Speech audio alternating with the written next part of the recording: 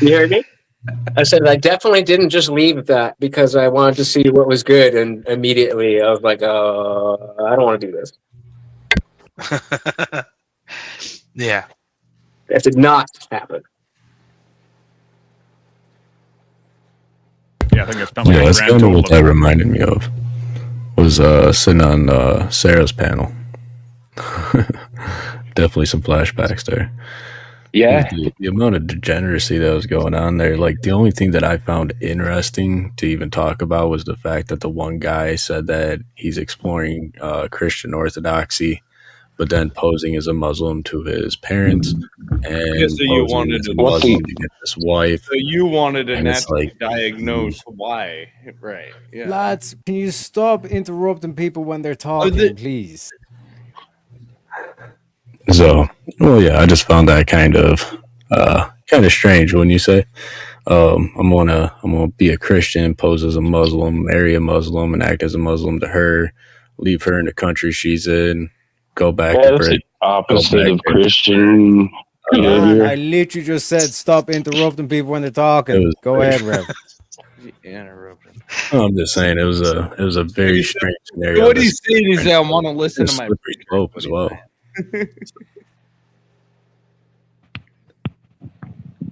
But then, yeah, everything else was just moral degeneracy. So, everybody that was there on that panel, if purgatory exists, gentlemen, we got at least 1,000 years off for having to sit through that. Yeah, it was Jerry Springer on meth. Like, it takes a certain caliber. Like, I'm not trying to gas all of us up. Like, I was just talking about how I'm just some dude, but it does take a caliber of entertainment to be able to do this, and it's just not there. Some people got it, and some people don't. You muted. You're muted. This wouldn't be an easy stream without it, at least once. Yeah, there you go. But what happens here, Lutch, is so like I seen it at the start. So like I started with, again, I recorded things that look like a live stream of me reacting or me debating. So like I debated Hunter Avalon, Mr. Girl, shit like this. But these were pre-recorded things looking like a live stream, and then I would premiere it because the whole thing was I wanted to see if people even cared to watch me, right?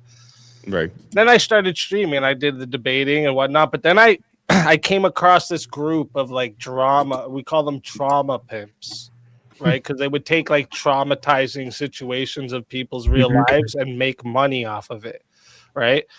And I found this little group of people doing this, and then one of them, I'd like randomly start some shit with me. I got like a huge amount of like numbers that came in out of nowhere. Okay. And then one of the chicks messaged me and said, we should start a fake beef. It'll get mad subs for each other. You'll get my haters, I'll get your haters, and we'll make tons of money off of them. Were you just? Is that right? Would I you? said, that's all I said. Oh, is that right? Screenshotted right. the whole Oh, thing, recorded the whole thing, exposed that bitch to all her fucking subs. Okay, that's what I did. Yeah. When I started Were you fucking personally- exposing all those cocksuckers one by one. Easy. Were you Everyone- personally offended by that offer? Was I? Yeah, a little bit, because I was like, this bitch really thinks I'm that guy. I'm that guy. No. It's like, what? So then I started I didn't exposing their like whole community. I made a whole mess there with them. All right, they lost a whole bunch of shit. Some of them got demonetized. Some of them stopped streaming. A whole bunch of shit went on there. I left that community because that you can get caught up in that space where you're doing the WWE thing, where you're like, you're covering their live, then they're covering your live, they're covering your live, you're covering their live, and it's back and forth, and it's just you would go insane. And like, dude, I was getting like 600, 700 live viewers at a time when this was going on. But I was like, no, I can't do this. Like, I'm not going to stay here. Like, I've accomplished what I wanted to accomplish. They all know, all the subs know they're scammers. If the subs want to keep sending them money or do whatever, they can now. I don't have anything to do with these people. They're all losers, right? So yeah, like, but what happens is people get caught up in that part, the back and forth, the big numbers, the money, all of that. And they're like, oh, yeah, I'm just going to keep doing this. And that's why a lot of channels fail, man. I see it over and over again. Yeah, there's a dude. He doesn't. Well, I mean, he's starting to stream now, but he started out as an MMA channel, and then it wasn't like he was doing pretty well, but he wasn't growing as fast as he wanted to grow, and so he started getting onto drama, and now he's covering a whole bunch of like Charlie Kirk is still alive stuff, and it's just like, what are you doing this for? Like in Wait, 10 who are you talking about? Is this a big channel? Yeah, I'll DM it to you. I'm not trying to blast it. I don't care. Jesse on Fire? I am not confirming or denying anything. I feel the same way. I know exactly what you're talking about. He's a guilty pleasure of mine. I watch him all the time, but like it's like, dude, where are we going with this? You are looking insane, bro. I thought you was a fighting channel. Back in, I think it was like UFC 297, something like that. He got a bunch of tickets for the thing. He was like, "Yo, whoever hits me up first, we'll all go together." He's like, "You gotta pay for the ticket and shit." But yeah, so I went to Vegas and we did it. Like it was cool, and then he just kind of went up into this thing. He was actually supposed to be on my channel tomorrow to talk about his theories, but he got a bigger guest, so I got bumped. Damn, really? That would be a good interview, though. Be a good one for you. Give you a nice bump on the channel, but be ready for all the crazies. Mm-hmm. So is Charlie Kirk still alive, or is he a time traveler? No, it's both. Don't you see what Candace said? Oh. Got it wrong. But yeah, no, that's how those types of people are always gonna fucking be.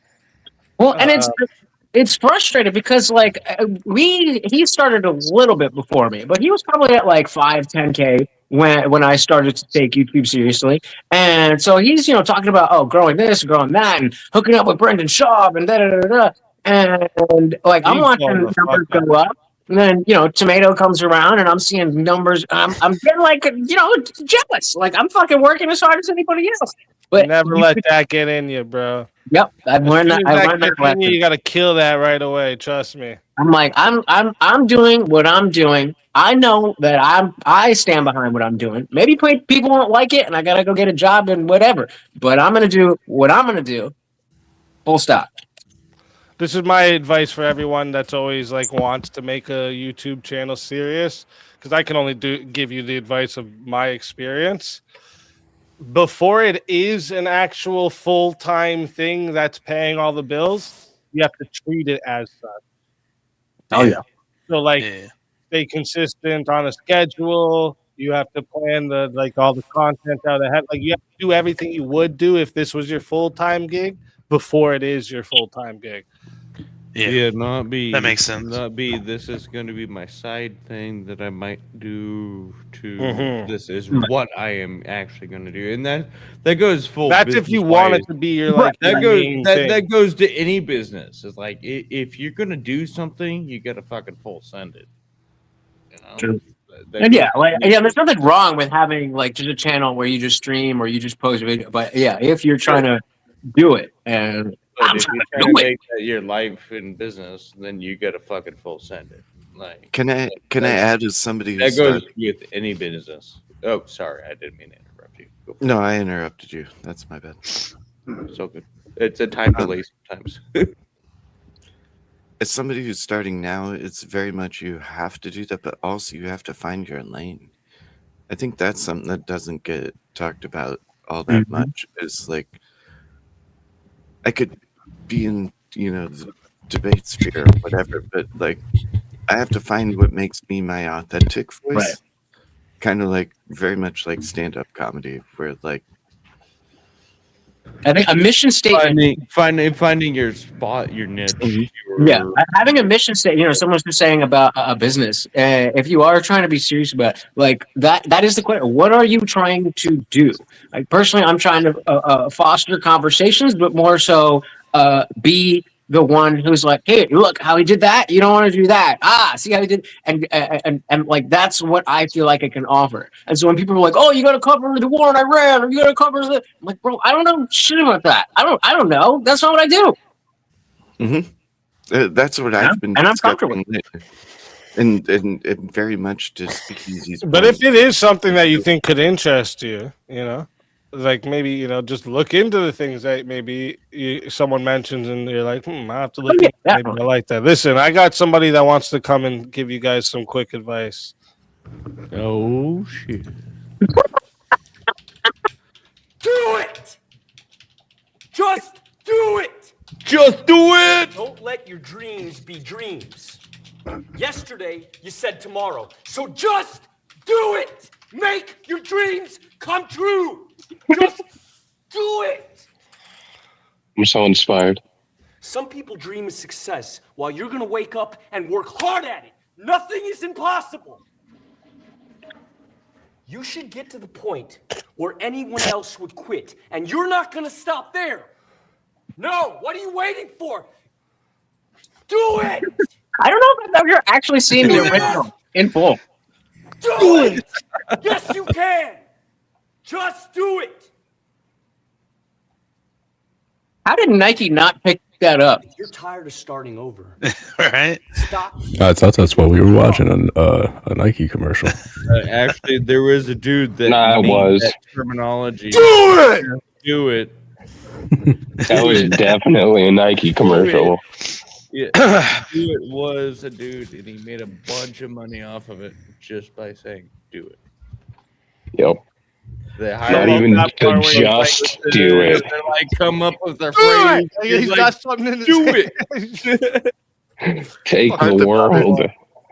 It bothers me that he had a green screen behind him, but yet they didn't impose anything on it. Like I have I a think green that was screen. so we could impose Yep. things on it. You can. That was Everyone all can ideas. now. Anyone can. Goodness, He's so now wanted to there's be a so many meme more put into advertisements. videos, Shia Worked. LaBeouf's a lot smarter than people Sometimes they want the peach. Yo, yeah, he is. sometimes think. He they knew want that the would be a purple, meme, sometimes they bro. want He the knew red. 100%. He was The fucked up thing is he's a degen and he's a fucking really smart person still. Well, now he's actually totally sober Oh. and what Oh yeah, he was a degen. What's he? Sorry, was degen. Now he's past tense. Well, he married Mia that's good. Goth, and That's then good. he lost that Bro. somehow. Yeah, I remember. Mia Goth was like really hot, and he's like, he got her prego. Yeah. But that's you. I mean, degen knowledge is very helpful in this room. Like, I mean, I don't know about any of y'all, but I've been a drug addict. I've been on the street, this, that. I Degen left that life behind, but I learned a lot. I don't know if that sentence makes sense. Yeah. Degen knowledge. Okay, well, how am I wrong? Degen knowledge. Son, it says here you have 10 years of experience in the industry, but do you have any degen knowledge? That is somebody I want to work point for. exactly. Whoever asks me that question, please hire me. Welcome to the White House, Indian. We're going to let you in. We're going to open the gate. You're coming in. We need that degen knowledge that you bring to the table. Exactly. Have you seen Yeah, the y'all skirt? want to tell me? I'm gonna be like, see this motherfucker, this shady mother. See, he's doing that. He's doing that because he wants that. If you I don't think know, that shit's called screech marks. exactly. Screech cart. Yeah, That's what I heard. Screech, Degen screech. credits. Street Like cart. 13 degen credits. Yeah. Shit. I feel like that's also okay. So this is a different topic, but it's in the same vein. It's like I feel like there is that reaction to the aspect of not being buttoned up, for lack of a better term. For so long, the left wing was the cool party, and then things got all fucked up, and now it's almost seems like people on the right don't know how to be the counterculture. It's like people on the right, like at least in our kind of circles. I know we don't all, but in the circles that we faded, like it is counterculture, but it's like the Republican Party, but not exactly. Am I making sense? Well, here's the thing. Conservatism was not about trying to find new things. Conservatism was about conserving what was and what we think is foundational to reality. Now, if you're a Christian, especially, you get that from the scriptures. But if you're a liberal and you think that the future is what is yet unknown and things you have to tap into and things that are never been said before, and that just keeps going on forever and ever and ever, and you never find the end of that rope. And so that's why you have the communists, the Hegelian dialectic. You find like Vosh is always about putting up progress means, pretty much dismantling what's in front of you to the next thing. And once you've reached the next thing, dismantling that to the next thing. It's an ongoing process with them. So that's why it feels like we can't be counter, because we're trying to keep things stable. But we already are. No. I disagree with you. I think we already are. This is so like on my, I know you guys hate TikTok, but nobody on my YouTube cares about like movies and TV that I'm watching. So I post it on TikTok, and I try to stay apolitical. But like, there was a woke scene in the pit recently, and I was talking about that. And a lot of people who are frustrated by that wokeness, it's like, you don't exactly. It is that's the main thing. It is now cool and counterculture to be, flippantly, jokingly racist. Even that, you're like, oh, that has become counterculture. The progressive, politically correct, that is. And so there seems to be a disconnect where it's like, I want everybody to see things the way that I see them, but that doesn't match up with how everybody looks at things. And so I feel, as somebody who was, I've always been counterculture, that like understanding, people just aren't going to get this, and being okay with that. And I think there needs to be more of that specifically with the cultural ideas that come out of modern right. That like, yeah, people aren't going to like it. Oh, well, we're right. We're better. We're having fun. So on and so forth. I don't know. It's a half-baked I don't give a shit about what the left thinks about me. East. I've so Left many wing, right wing, same bird. Well, yes, you're right. You are right when you say that. Same fucking head. You're so incredibly true. But my brother has a ton of right or left wing friends. They're so incredibly stupid, and I can't even be friends with them. He's like, "You want to befriend my friends?" Like, you mean all these ones that have Trump derangement? And then, like, absolutely not. Okay, and so let me draw a direct parallel there. So we see, like, yeah, no, you don't want to associate with those people, right? Now, think about it, like, let's say 10 years ago. Would you want to associate with some guy who's like, oh, come hang out with my drug friends? If you're not into that, you're probably like, I don't want to be involved in that. And so I haven't been able to fully articulate it perfectly yet, but the same parallel is there. And so the people who are, like, if you are into drugs, then you have to accept that most people are not going to be down with what you're doing and who you hang out with and so on and so forth. And that's an acceptance that you have when you're willing to engage in that. And then, of course, you move on from that. But while you're in it, I'd like to offer a counter view. The drug thing seems to be a swerve into left field, given that you're just talking of people with differing political views. Maybe not one. So I would counter, if you don't associate with people with whom you disagree, then how do you hope to persuade them to your view? Ding, ding, ding. Winner, winner, winner. Chicken dinner. That's the whole thing. Regardless, if you don't want to interact with them, if you don't interact with them, you can't persuade them otherwise. Yep. That's again, and pulling it back to me. That's why I talk about. I don't feel bad focusing on like culture war issues and not really getting into the nitty gritty of foreign affairs and stuff like that, because there needs to be that on ramp for people who like they care about the issues, but they don't really care about politics. How do you get into realizing, oh, actually, I do care about. I just didn't realize that this was all of that. And it's the basic dinner table stuff. You know, I mean, trans stuff isn't as big anymore, but that was a perfect example of just norming people realizing, oh, I do need to care about this. I do need to pay attention to this. I do need to engage in this. I think it's You people didn't engage have- with they want to understand. as a child. Oh, sorry. Go for it. Move ahead. Sorry, I think there was a lack in parenting as far as like the dinner table. You nailed it on the head. It's the dinner table conversation where parenting was telling you how to critically think by just asking simple questions. And like, it really seems like that is totally lost nowadays.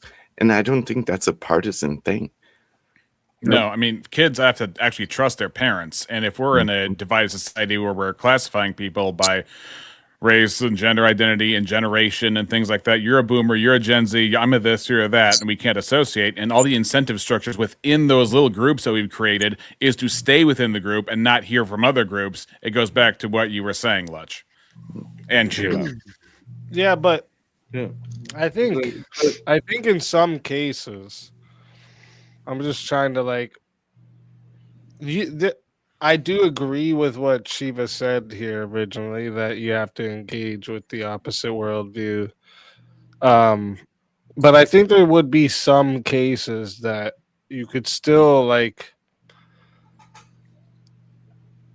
indirectly influence somebody without like a direct conflict or opposition to their worldview, right? So like an example I would have is like sometimes like people will debate back and forth about a certain topic, and the person that was on the opposite side of, well, they're both on opposite sides of each other. One of them, though, here's the opposite side talked about on Joe Rogan, and some like professional in this topic they were talking about also echoes these arguments they just heard, right?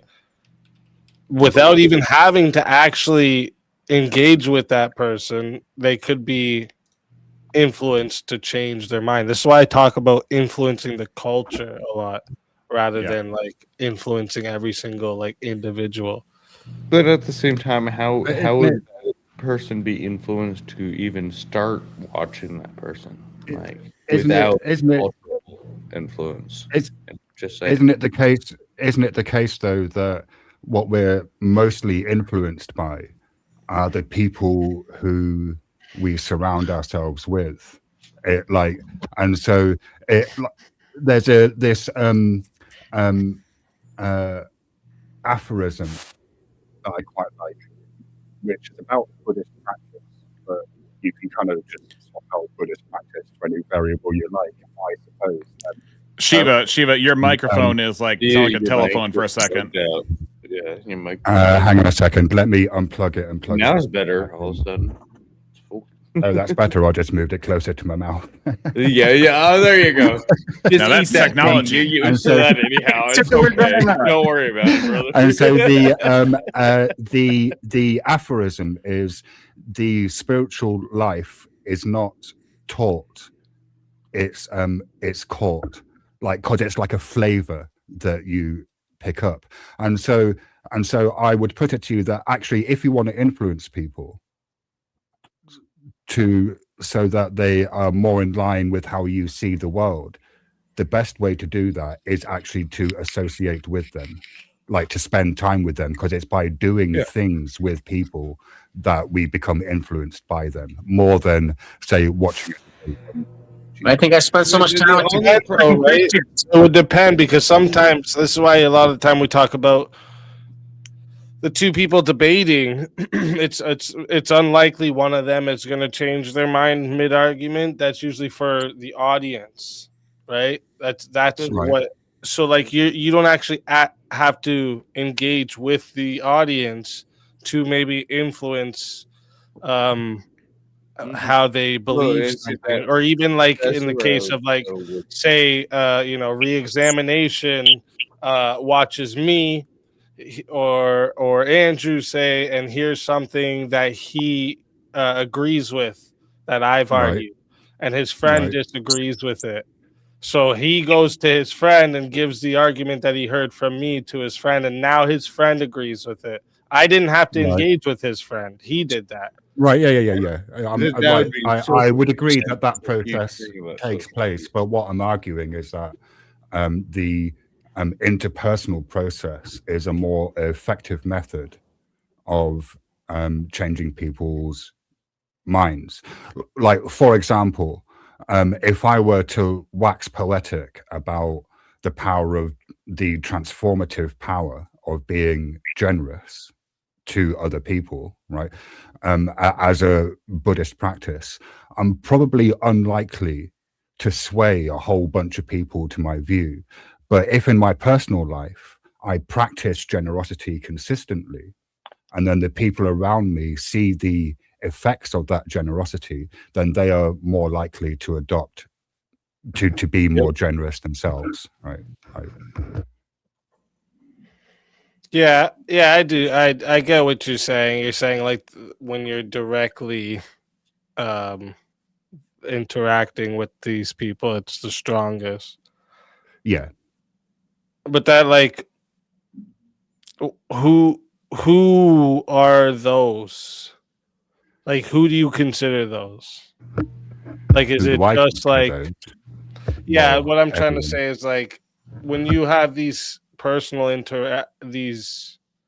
interpersonal connections and interactions, it's usually things like friends, family, but then, like, does peers and creators, does that fit in there too?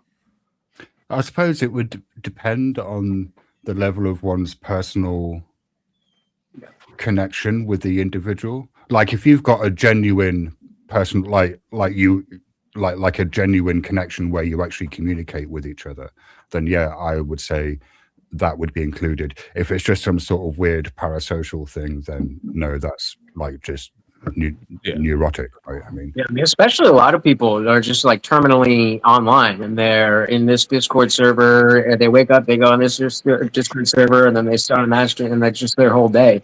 I would think it would be silly to say that the content itself, but also the people in the chat, even if they're not ran like that it's not influencing them. But it's also, I think it just comes down to who it is, because of the fact that, like, some people take, like, this is why I always say, like, pointing out elephants in the room is not good for making friends, because, like, some people go straight into defense mode if you try to, like, criticize or debate their worldview. It's straight defense mode. They don't even try to, like, engage, right? So, like, some people, they don't actually respond to that good at all. But, like, yeah, I think the majority of people, it does, like, yeah, I think, I mean, based off my anecdotal experience anyways, it's the majority of people probably do better with some type of interpersonal. Well, I mean, it's definitely a skill to be able to hear ideas that either ideas that you disagree with, or more directly, ideas that challenge what you believe, and not be stuck in the emotional reaction to that. And I think, like, that's the probably the biggest aspect of, like, whenever I'm covering a debate or doing a debate or whatever, I like, you think it's just people sitting there talking. It's not just people sitting there talking. And like the ability to hear, oh, I disagree with that, and intellectualize it rather than have an emotional response. I think it's a skill a lot of people don't have. Well, that's because most people aren't taught how to work with their emotional status. Or they're, well, I guess that would be the same thing. I was going to say, or they're just in an echo chamber where everything that they say is reinforced. I think, or when there's an imbalance of this growing up, right? This is why we always say, like, single parent households aren't the optimal choice for kids, right? Because you have to have the balance of a mother and father energy to help with. Yes, sir. Times that the kid doesn't, right? But there's probably times that, you know, dad would be a little rougher in the situation, so, you know, mom takes care of it. That's dad's point. Dad is supposed to look at that young man or that young woman and go, what the fuck are you doing? Like, that's Dad's place. Like, that's his spot. And also at the same time go, I'm gonna protect you no matter what. Like, you know, the edged sword. Like that. Come on, kids. I feel like I'd be a dope ass dad.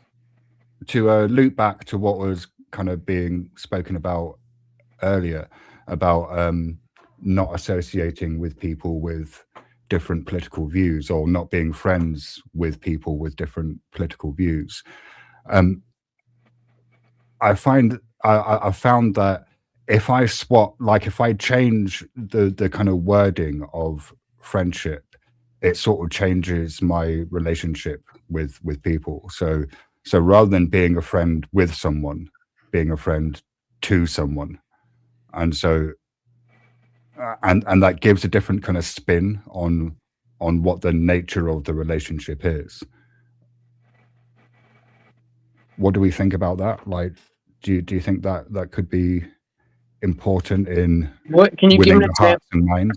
Can you give an example of what it would look like to be friends with versus friends to? Yeah, sure. Let's say let's say you know somebody who is a thief. So maybe being a friend with the thief would be going shoplifting with them, right? But being a friend to the thief might be not rejecting them, but consistently like pointing out to them the unskillfulness of their actions, right? Like,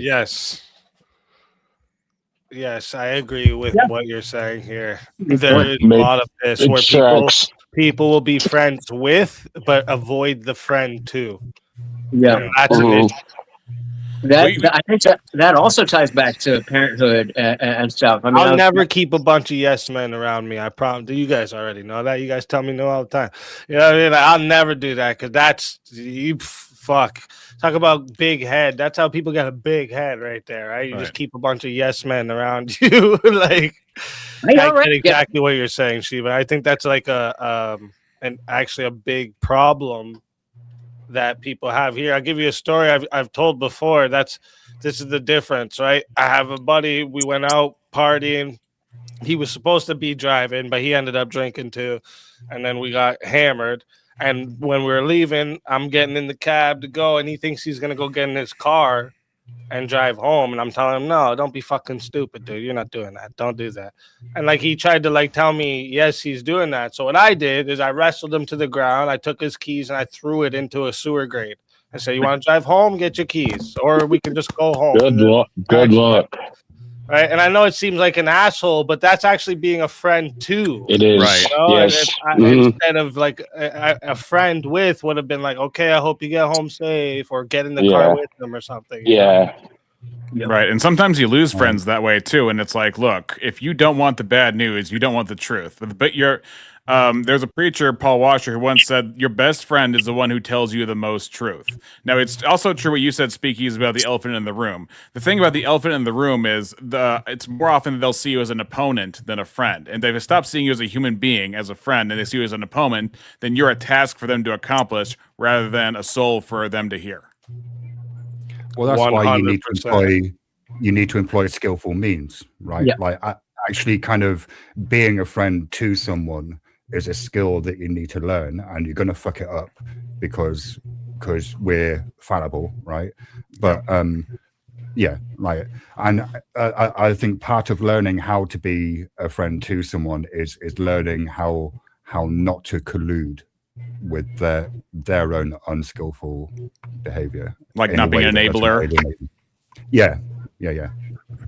Yeah, but at the same time, wouldn't you usually... Good. Here's how you be a friend. Anybody that has to talk shit about Speakeasy on any other fucking panel has to go through me. You talk shit about Speakeasy's family and his kids, I'm going to fuck you up verbally. You don't fucking say shit on any other fucking panel about Speakeasy unless you're willing to say it to my goddamn face. And if your name is fucking Impervious out there, and you tell one more goddamn silly lie, I'm gonna fucking punch you in your goddamn nose. And I will in Minecraft. Let's go. Crazy. Yeah, for real, dude. No, I don't care. I'll pay for the assault. I don't care. He'll take my fucking money. I don't give a shit. I don't even know who that guy is. He's man, one of those dudes fuck wouldn't even him. look at you in a grocery store. No. Dude, I get off the panel, these degenerates, they're just fucking lying. They're like, I got this evidence. I got this evidence. Show me the evidence, you fucking liar. Fucking assholes. She's God like, my damn channel it. will be fine. That channel will be fine, yeah, until I drop the N fucking F-bombs because she let me. That was Oh my gosh. Oh, wow. Oh, wow. I was Oh, like, wow. okay, here it comes. Who would say wigger there? Like, geez, man, they're just all testing every single POS word. What was mental was she fucking counted them off on her fingers. It's fucking What crazy. the hell?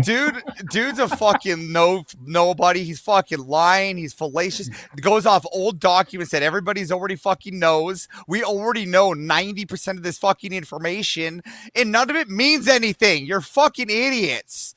Come at us. I will fuck you up verbally and in combat. Fuck.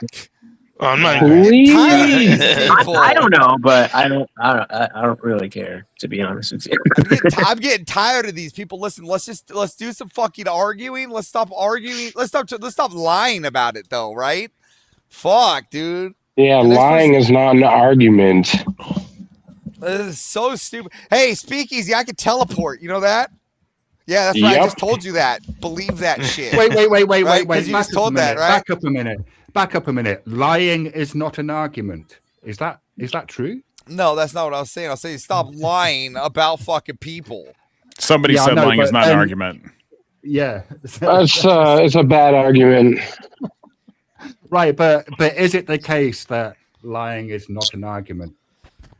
It's not. It's not a good argument. It might not be sound. Yeah, it's a bad argument.